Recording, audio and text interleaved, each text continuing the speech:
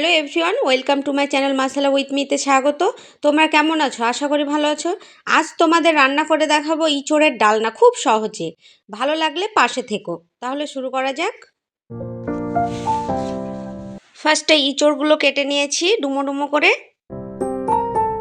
আলুগুলো ডুমো ডুমো করে কেটে নিয়েছি। পেঁয়াজ, কাঁচা লঙ্কা আর গরম মশলা নিয়েছি। আর ছোলার ডালগুলো 30 মিনিট মতো আগে ভিজিয়ে রেখেছিলাম। এবার চুলায় একটা প্যান বসিয়ে জল দিয়ে দেব।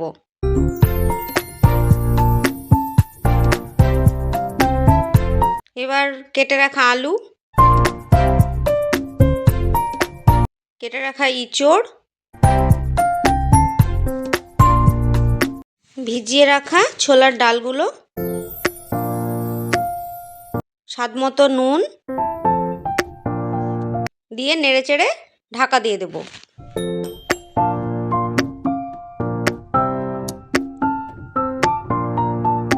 ফিফটি 50% সেদ্ধ করলেই হবে, কেননা আবার এগুলো ভাজবো। জল থেকে ছেঁকে নিলাম। এবার কড়াই বসিয়ে সর্ষের তেল গরম করে নেব।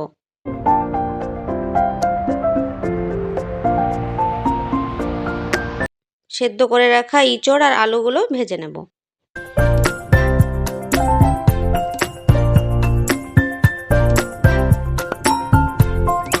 ভাজা কমপ্লিট, এবার তুলে নিলাম।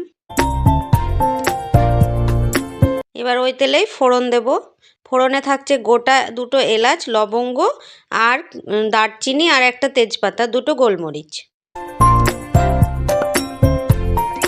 দিয়ে হালকা করে ভেজে নেব। কুচনো পেঁয়াজ, চেরা কাঁচা লঙ্কা,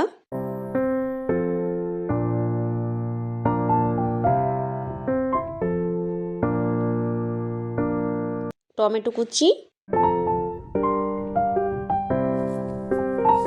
আদা রসুন পেস্ট 1 চামচ, হলুদ গুঁড়ো, ধনে গুঁড়ো,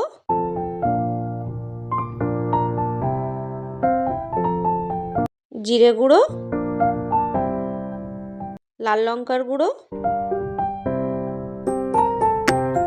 একটু করে জল দিয়ে মশলাটা কষিয়ে নেব।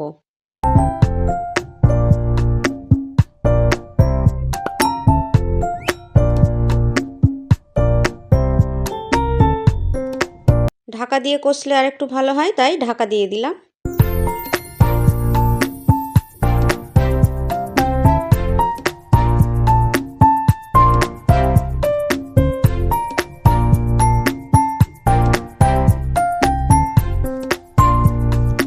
এবার ভেজে রাখা আলু আর ইঁচড়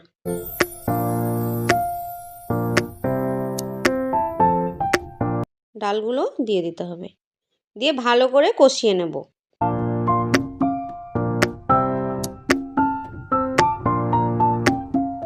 কাশ্মীরি লঙ্কার গুঁড়ো,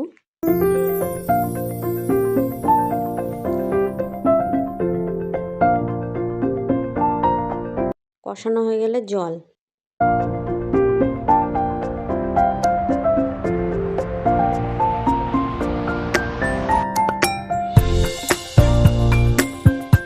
ঢাকা দিয়ে একটু ফুটিয়ে নেব।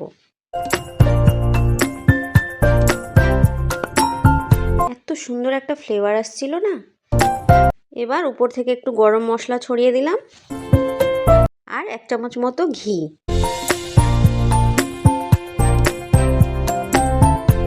এটা ভাত, রুটি, পরোটা যার সঙ্গেই খাবে, জাস্ট জমে যাবে।